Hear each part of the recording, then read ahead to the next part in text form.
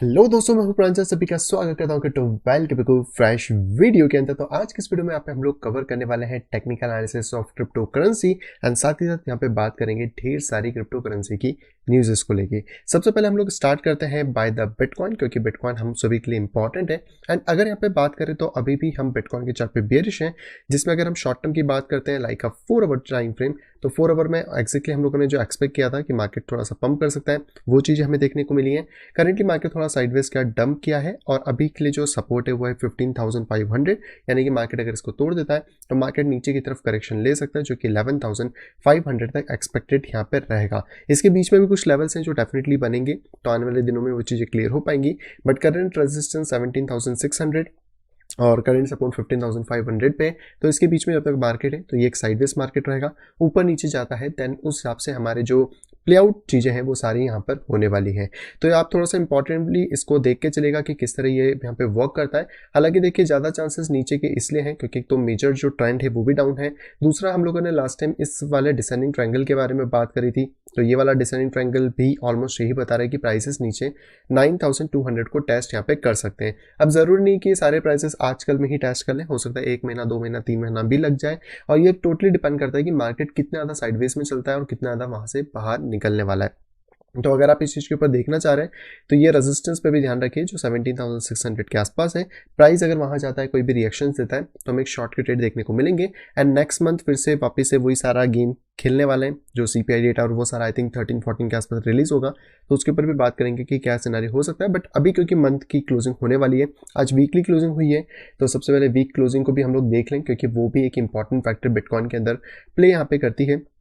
तो जिनको नहीं पता, आज सुबह 5:30 बजे यहाँ पर इंडिया टाइम के अकॉर्डिंग जो विक्स हैं वो बेसिकली जो कैंडल है वो क्लोज हुई है। तो ये कैंडल में भी कुछ ज़्यादा चेंजेस नहीं है। लास्ट वाली कैंडल में आप देखेंगे तो सेलिंग ही थी, इस बार में बाइंग थी, और जो नई कैंडल अभी स्टार्ट हुई है इस टाइम के ऊपर, उसके अंदर अभी सेलिंग यहाँ पे देखने को मिली है। तो मे बी इसके मिड लेवल जो कि 15.8 है, यहाँ तक हमें थोड़ा सा प्राइस में देखने को मिल सकता है। और ये प्राइसेस आपको पहले भी देखने को मिल चुके हैं, जैसे यहाँ पे आप देख सकते हो, यहाँ पे देख सकते हो। तो इसके रिवर्सल साइंस अभी तक हमें यहाँ पे कंफर्म नहीं हो रहा है।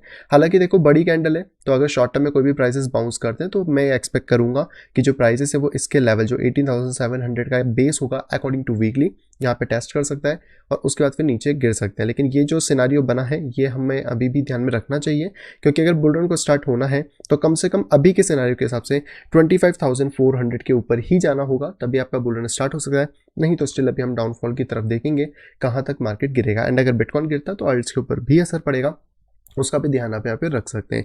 बाकी अगर आपको ये सारी चीज़ें समझ नहीं आती है कि कैसे टेक्निकल एनालिसिस वर्क करता है, कैसे हम ट्रेडिंग को यहाँ पे बेहतर तरीके से कर सकते हैं, तो आप यहाँ पे ज्वाइन कर सकते हैं मेरे यहाँ पे कोर्स के अंदर, जो कि आपको देखने को मिल जाता है। इस कोर्स के अंदर सारी डिटेल में आपको चीज़ें बताई जाती हैं, कैसे आप एंट्री लेंगे, कैसे एग्जिट करेंगे, कैसे मार्केट को आप रीड कर सकते हैं, और कहीं ना कहीं प्रॉपर मनी मैनेजमेंट करके आप अपने लॉसेस को मिनिमाइज कर सकते हैं और प्रॉफिट को मैक्सिमाइज यहाँ पे कर सकते हैं। और अगर आप चाहते हैं कि इतना ज़्यादा आपके पास टाइम नहीं है, आप डायरेक्टली कॉल्स को फॉलो करना चाहते हैं, तो आप यहाँ पे सिग्नल ग्रुप के अंदर भी ज्वाइन हो सकते हैं, जिसकी हिस्ट्री मैंने आपको बताइए। एंड नेक्स्ट मंथ क्योंकि अभी यहाँ पे स्टार्ट होने वाला है, तो इस मंथ का भी डेटा आपको ग्रुप में देखने को यहाँ पे मिल जाएगा। एंड बहुत सारे स्क्रीनशॉट मैं ऑलरेडी टेलीग्राम में शेयर करता रहता हूँ प्रीमियम के, ज्वाइन नहीं करा है तो डेफिनेटली ज्वाइन आप यहाँ पे कर सकते हैं। चलिए आते हैं वापस अपने बिटकॉइन के ऊपर। बिटकॉइन की हम लोगों ने बात कर ली है। बिटकॉइन की डोमिनेंस की अगर बात करें तो यहाँ पर जो गैप थी ये फाइनली फिल हो गई है, जिसके बारे में मैंने आपको लास्ट वीडियो के अंदर भी बताया था कि ये गैप बहुत ज़्यादा नज़दीक है और इसके फिल होने के चांसेस बिटकॉइन के अंदर थोड़े ज़्यादा है। अब अगर आप सीएमई चार्ट को यहाँ पे देखने की कोशिश करेंगे तो आपको एक चीज़ और समझ आएगी कि प्राइस यहाँ पे एक ट्रायंगल फॉर्म कर चुका है। इसका मतलब कि प्राइसेस के अंदर एक अनसर्टेनिटी है इस टाइम पे, तो यहाँ पे चांसेस अभी, क्योंकि यहाँ से 2 बार रिजेक्शन मिल चुका है, एंड आने वाले दिनों के अंदर अगर बिटकॉइन अपने इस लेवल को भी लूज कर जाता है जो अराउंड 15,000 टू 15,400 है सीएमई चार्ट के अंदर, तो मार्केट नीचे 11,000 तक गिरेगा। और यहाँ पर अभी हमारे पास 2 गैप्स रिमेन रह गई हैं। अगर आप देखेंगे तो पहली गैप 11,000 के आसपास है, 11,200, और दूसरी जो लास्ट गैप है वो है 9,700। तो मुझे लगता है कि आई थिंक ये एक लास्ट होगा। इसके नीचे मैंने गैप ढूंढने की कोशिश करी थी बट मुझे नहीं मिली है। पीछे गैप होगी तो आई डोंट नो, मैंने उसको चेक नहीं किया था, लेकिन ये 2 गैप्स अभी करंट प्राइसेस के अकॉर्डिंग है, तो हम इन दोनों के ऊपर ही फोकस करके यहाँ पे चलने वाले हैं। वहीं पे अगर हम लोग डॉलर की बात करें, क्योंकि डॉलर भी इंपॉर्टेंट रोल प्ले कर रहा है आजकल, तो यहाँ पर आप देख सकते हो डॉलर में भी थोड़ी गिरावट हमें देखने को मिली है इस पॉइंट पे, और बिटकॉइन में भी गिरावट है, डॉलर में भी इस टाइम पे गिरावट है। लेकिन शॉर्ट टर्म्स में आप इतना ज़्यादा इसमें डिटरमाइन नहीं कर सकते हो, आपको थोड़ा सा डेटा यहाँ पे चाहिए होगा। तो मंथली क्लोजिंग जो होगी वो इंपॉर्टेंट रोल प्ले आउट यहाँ पे करने वाली है।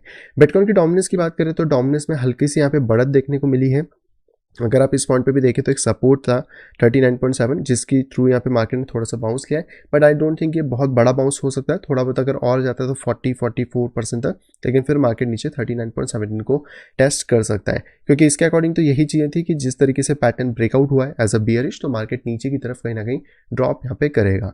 वहीं पे बात करते हैं हम लोग अल्टकॉइन की डोमिनेंस के बारे में। तो अल्टकॉइन की डोमिनेंस में मैंने आपको एक पैटर्न बताया था जिसका नाम था हमारे पास बुल फ्लैग।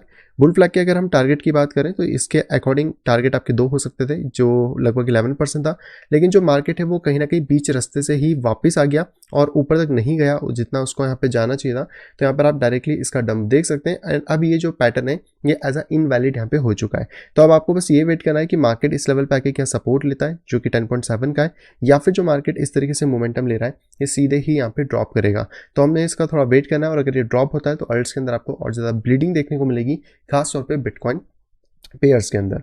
नेक्स्ट अपन बात करते हैं इथेरियम के बारे में। इथेरियम के अंदर भी सिमिलर चीज़ हुई है, जैसे मैंने आपको लास्ट वीडियो में बताया था, इसका रिट्रेस अच्छे से हो गया है, लेकिन मार्केट अगर इसको प्रॉपर्ली सपोर्ट देता है तो मार्केट के लिए टारगेट 1300 तक हो सकते हैं, बट मार्केट ऑलरेडी इसको ब्रेक कर चुका है। तो ये वाला हमारा जो सपोर्ट कह सकते हैं एसएल जोन था, इसको भी मार्केट यहाँ पे खा चुका है। तो अगर आपने कोई भी लॉन्ग पोजीशन यहाँ पे बनाने की कोशिश करी है तो हाँ, हमारे एसएल्स यहाँ पे हिट हुए हैं। अब हम वेट करेंगे कि क्या मार्केट इसको दोबारा रिट्रेस करके ड्रॉप करता है। अगर इस तरीके का कोई भी ड्रॉपमेंट हमें देखने को मिलता है आने वाले दिनों के अंदर, तो हमारे पास एक क्लियर कट शॉर्ट का इंडिकेशन यहाँ पे होने वाला है, जिससे कि आप इसको ईजिली शॉर्ट यहाँ से कर सकते हैं। तो इथेरियम के अंदर हम लोग यहाँ पे ट्रेड ऑलरेडी कर रहे थे, हमने लॉन्ग शॉर्ट्स भी करे हैं। आप टेलीग्राम पे जाओगे तो आपको चेक करने को मिल जाएंगे। बाकी नीचे के लेवल्स अभी भी कांस्टेंट है। नियरेस्ट लेवल अभी हमारे पास 800 के आसपास है, जिसका हम वेट करेंगे और देखते हैं कि यहाँ पे मार्केट क्या और मोमेंटम्स क्रिएट करता है साइडवेज के अंदर, या फिर मार्केट सीधे नीचे डंप की तरफ यहाँ पे जाता है। नेक्स्ट पे बात करते हैं इथेरियम की सीएमई चार्ट। ये भी फिल हो चुका है, क्लियरली आप देख सकते हो, और अभी का सपोर्ट इसका 1016 के आसपास ही घूम रहा है, तो इसके आसपास हमें चेक करना होगा इथेरियम को। नेक्स्ट बात करते हैं लाइटकॉइन के बारे में। लाइटकॉइन का पंप बड़ा जबरदस्त था, बहुत सारे लोग इसे खुश हुए होंगे, लेकिन अब धीरे धीरे प्राइस नीचे आ रहा है, जैसा कि हम लोगों ने पहले भी एक्सपेक्ट किया था कि मार्केट के अंदर ऐसा कुछ सिनारियो हो सकता है। हालांकि ये इतना बाहर जाएगा ये एक्सपेक्टेशन कम थी, मुझे लाइन से ही एक्सपेक्टेशन थी, बट कई बार ऐसा होता है कि स्टॉप लॉसेस को यहाँ पे टेकल डाउन करने के लिए मार्केट ज़्यादा अप या डाउन पोजिशन ओपन यहाँ पे करता है, जिसका एक एग्जाम्पल ये है। तो अभी करंट सपोर्ट तो हमारे पास ऑलरेडी 64 के आसपास रहने वाला है, यहाँ तक प्राइस आएगा, फिर हम चेकआउट करते हैं कि लाइटकॉइन के अंदर और क्या चीज़ें पॉसिबल यहाँ पे हो सकती हैं। नेक्स्ट यहाँ पे बात करते हैं बाइनेंस कॉइन के बारे में। तो बाइनेंस कॉइन अपने सपोर्ट को सस्टेन नहीं कर पाया, ये वाला अगर आप देखेंगे क्लियर कट डाउनफॉल हमें देखने को मिला है, और इस डाउनफॉल के अकॉर्डिंग अगर देखें तो नीचे का जो हमारा करंट सपोर्ट जोन है ये भी यहाँ पे ब्रेक होता हुआ सा लग रहा है। हालांकि कोई कैंडल क्लोज नहीं हुई है, तो मुझे एक या दो कैंडल का और वेट रहेगा, जो कि यहाँ पे हो जाए तो ज़्यादा बेटर है। एंड वीकली क्लोजिंग में तो अभी ये भी मुझे इतना बुलिश नहीं दिख रहा है, क्योंकि जिस तरीके से मार्केट ने रिकवरी ली थी वहाँ पे इसने कहीं ना कहीं कह सकते प्राइस ऑफ दिया है इस पॉइंट पे। हाँ, अगर यहाँ से कोई रिकवरी दोबारा आ जाती है लाइक दिस, देन बात अलग होगी, देन हम फिर से लॉन्ग पोजीशन आफ्टर कह सकते हैं स्टॉप के बाद जा सकते हैं। नहीं तो फिर अभी जो प्राइसेस हैं वो इस तरीके से डिक्लाइन मोड में रह सकते हैं, जहाँ पे कि shoulder, head and shoulder inverted वाला यहाँ पे बन सकता है। तो थोड़ा सा देख के चलो इसमें क्या हो रहा है, किस तरीके से मार्केट मोमेंटम दे रहा है, लेकिन इंपॉर्टेंट है कि आप स्टॉप लॉसेस लगा के चलो, अगर कुछ भी चेंजेस होते हैं तो हाँ मार्केट से आप एग्जिट यहाँ पे हो सकते हो। नेक्स्ट पे बात करते हैं एक्सआरपी के बारे में। सिमिलर इसका भी केस है, मार्केट ने अच्छा खासा सपोर्ट ऊपर की तरफ बनाया था लेकिन नीचे तोड़ दिया है, और अब यहाँ पे ही अगर हम मार्केट को देखें तो ये एक राइजिंग वेज यहाँ पे बना रहा है, राइजिंग वेज, राइजिंग चैनल, आप जो भी इसको कहना चाहो, राइजिंग वेज ज़्यादा परफेक्ट है। तो यहाँ पर इसके चांसेस ज़्यादा तो नीचे टूटने के, और अगर ये नीचे टूटता है तो इसका बॉटम 0.31 के आसपास है, जहाँ तक मार्केट नीचे यहाँ पे ड्रॉप कर सकता है। नेक्स्ट यहाँ पे बात करते हैं डॉट के बारे में। डॉट के अंदर भी अभी भी करेंटली गिरावट यहाँ पे चल रही है, बहुत ज़्यादा चेंजेस नहीं हुए हैं, लेकिन ये है कि अगर प्राइस में कोई भी उछाल आता है तो मैक्सिमम हम 5.9 तक एक्सपेक्ट कर सकते हैं, वहाँ से फिर से हमें एक शॉर्ट पोजीशन देखने को मिलेगी। एंड डॉट के अभी भी टारगेट अराउंड $4 के अंडर में ही है, तो यहाँ पर हमें थोड़ा वेट करके चलना चाहिए। नेक्स्ट यहाँ पे बात करते हैं नियो के बारे में। तो नियो में भी अभी कुछ ज़्यादा चेंजेस नहीं हुए, ये वाला लेवल बस मैंने आपको लगा के बता दिया था कि अगर प्राइसेस में कुछ चेंजेस हुए तो प्राइसेस इस लेवल को हिट कर सकता है। अभी तक तो नहीं करे हैं, लेकिन यहाँ पर अगर देखने की कोशिश करें तो ये वाला जो फॉर्मेशन है ये सिमेट्रिकल ट्रायंगल जैसा ही है, एंड ज़्यादातर तो ये कंटिन्यूशन ले सकता है, क्योंकि एज अ बियर फ्लैग हम यहाँ पे देख रहे हैं। एंड अगर यहाँ पे नियो की बात करें तो अभी के लिए जो हमारा टारगेट है वो 5.4 के आसपास है, जहाँ तक मार्केट को हम लोग आता हुआ नीचे यहाँ पे देख सकते हैं। नेक्स्ट बात करते हैं कार्डेनो के बारे में। कार्डेनो के अंदर भी एक अच्छा खासा ड्रॉप देखने को मिला है, हालांकि लेवल ऑफ रेजिस्टेंस हमने ऑलरेडी ड्रॉ किया था, जिसमें अगर आप प्राइसेस में देखें तो यहाँ पर एक छोटा सा राइजिंग वेज मार्केट ने बनाया, जिसको मार्केट ऑलरेडी नीचे की तरफ ब्रेक कर चुका है, और अगर आप इसके पीछे वाले लेवल के हिसाब से बात करें तो इसका टारगेट अभी के हिसाब से यहाँ पे 0.27 हो सकता है, एंड हमारा जो मेजर टारगेट है वो 0.2 से 0.6 के बीच में है, यहाँ पे कि अगर कार्डिनो आता है तो हम लोगों के लिए एक अच्छी बिट वहाँ पे हो सकती है। लेकिन हम डायरेक्टली नहीं डालेंगे, बट हाँ हम वहाँ से एक डॉलर कॉस्ट एवरेज करना स्टार्ट कर सकते हैं, क्योंकि उसके बाद हमें थोड़ा सा डिस्काउंटेड प्राइसेस में कह सकते हैं एडा देखने को मिल जाएगा। लेकिन अभी मुझे थोड़ा इसमें को देखना होगा कि आडा हमें कितना नीचे मिल सकता है और कहाँ पे हम ऐसा एक्सपेक्ट कर सकते हैं कि आडा में हमें एक अच्छी बाइंग एंट्री देखने को मिल सके। क्योंकि अगर बिटकॉइन ड्रॉप करता है तो ये बिल्कुल पॉसिबल है कि आडा अपने एक जो लास्ट लेवल ऑफ जोन है, अगर मैं इसको मार्क करने की कोशिश करूं, जो कि इस पॉइंट के आसपास है लाइक 0.08, वहां तक भी ड्रॉप कर सकता है। तो जो आज की प्राइस से अगर हम कंपेयर करें तो लाइक 72% का ड्रॉप है, एंड अगर टॉप से कंपेयर करेंगे इस पूरे जोन को तो इट्स 97% ड्रॉप। बट देखो इतना आएगा कि नहीं मैं भी श्योर नहीं हूँ, तो अभी हम इस लेवल पर बात करते हैं जो 0.24 के आसपास है। अगर इससे नीचे आता है तो फिर डीसीए करना ज़्यादा बेटर होगा, यानी कि डॉलर कॉस्ट एवरेज, तो वो उस चीज़ पे फिर हम वहाँ पे फोकस करेंगे। नेक्स्ट पे बात करते हैं चेन लिंक के बारे में। चेन लिंक ने प्राइसेस को ऊपर ब्रेक नहीं करा है, इस वाले रेजिस्टेंस को यहीं से मार्केट मूव कर रहा है। तो पिछली लाइव में भी मैंने डिस्कस किया था कि मार्केट ने ऊपर ब्रेक नहीं कर पा रहा है, तो ये नीचे की तरफ अगर आता है, जब भी इसका सपोर्ट टूटेगा 5.5 का, हमें एक अच्छा शॉर्ट ट्रेड मिल सकता है। नेक्स्ट पे बात करते हैं मैटिक के बारे में। तो मैटिक ने बहुत अच्छा मोमेंटम तो दिया था, लेकिन जो रेजिस्टेंस मैंने आपको बताया था उसी के आसपास से मैटिक वापस यहाँ पे घूम रहा है और प्राइसेस को नीचे की तरफ डिक्लाइन कर रहा है। लेकिन इंपॉर्टेंट लेवल जो है वो है 0.77 का। इसके नीचे अगर आपका प्राइस ड्रॉप कर जाता है तो मैटिक के अंदर गिरावट देखने को मिलेगी, और मैटिक का जो बॉटम लेवल है यहाँ तक फिर प्राइसेस के अंदर कह सकते हैं 0.3 के आसपास तक वापस आने की उम्मीद रह सकती है। तो ये थोड़ा सा आप इस चीज़ को चेक करके चल सकते हैं। नेक्स्ट बात करते हैं हम लोग माना यानी कि डिसेंट्रलाइज लैंड के बारे में। इसके अंदर भी प्राइसेस में थोड़े से उछाल आए, रेजिस्टेंस पॉइंट तक तो मार्केट नहीं गया है, लेकिन अगर आप देखने की कोशिश करें तो हाँ आपका जो राइजिंग वेज था वो यहाँ पे ब्रेक हुआ, और इसके ब्रेक के बाद से मार्केट में कंटिन्यू अगर फॉल आता है, जितना भी मार्केट गिरा है थोड़ा बहुत अप डाउन होके, तो मार्केट का करंट सपोर्ट 0.35 के आसपास बनेगा, जहाँ पे कि डिसीजन पॉइंट होगा कि क्या मार्केट को और नीचे गिरना है या फिर वहाँ से मार्केट को एक वापस से हमें उछाल देखने को मिलेगा। बट जिस तरीके का सिनारियो चल रहा है, इस सिनारियो में मैं एक ही चीज़ बोलूँगा, वो है कि मार्केट के अंदर करेक्शंस अभी भी स्टिल पेंडिंग है। अभी तक कोई ऐसा मोमेंटम नहीं मिल रहा है जिससे कि हम मार्केट पे बहुत ज़्यादा बुलिश यहाँ पे हो पाए।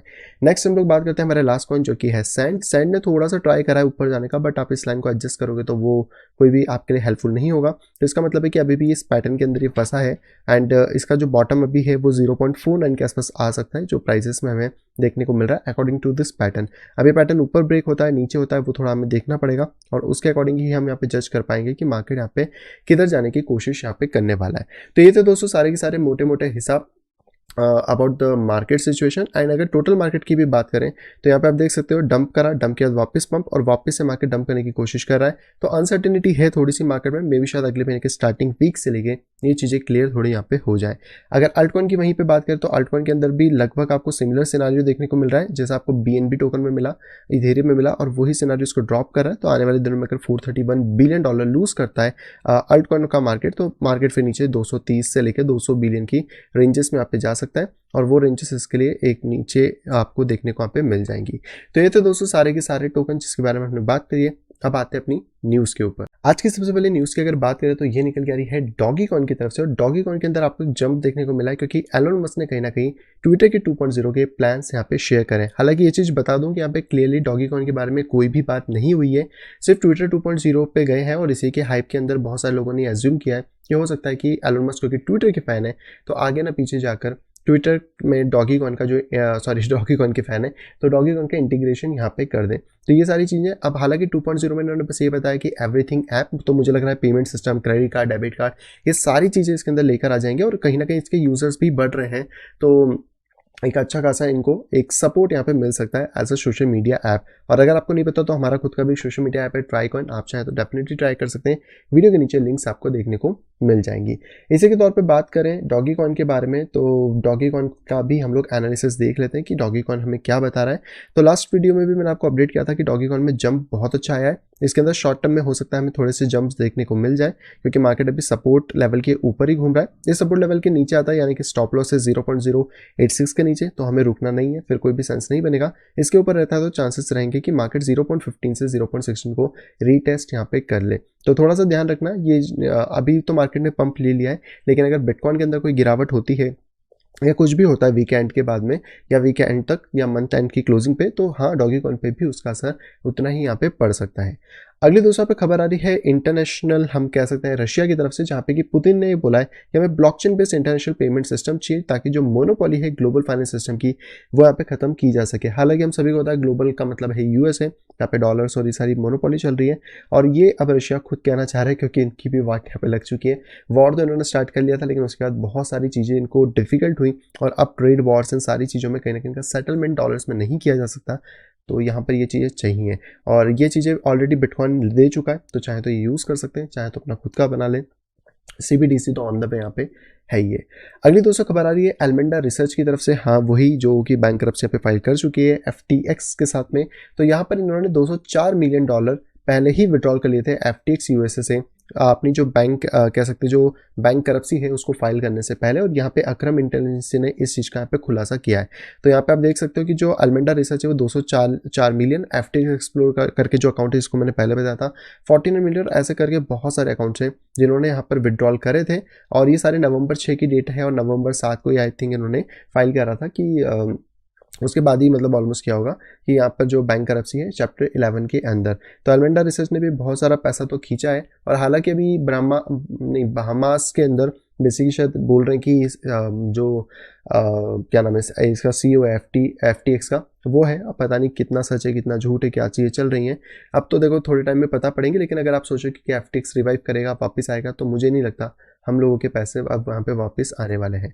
अगली दूसरा पे खबर की बात करें तो ये भी FTX से आ रही है जहाँ पे कि दो एंटिटीज़ ही FTT टोकन की या FTX टोकन की सप्लाई को होल्ड करती थी अराउंड 73%, बट अभी क्योंकि प्राइस $1 के ऊपर है, चैप्टर 11 ऑलरेडी इन्होंने फाइल कर रखा है, तो यहाँ पर चीज़ें और जैसे मैंने आपको यहाँ पे अकाउंट बताया था जो सेकंड नंबर पे है FTX एक्सप्लॉइटर, अगर उसके अकाउंट को हम यहाँ पे देखने की कोशिश करें तो उसका पास सेकंड लार्जेस्ट होल्डिंग है FTT टोकन की जो कि 48 मिलियन टोकन है, 61 मिलियन की इनकी वर्थ बनती है, तो ये चीज़ें भी डंप हो सकती हैं। तो मैं कहूँगा कि दूरी रहो FTX FTT सोलाना सीरम इन टोकन से। यहाँ पर अगली बात करें तो अगली यहाँ पे खबर आ रही है क्रिप्टो इन्फ्लुएंसर बेटबॉय जो कि बहुत ज़्यादा कह सकते हैं इंग्लिश लैंग्वेज में एक बड़ा चैनल है।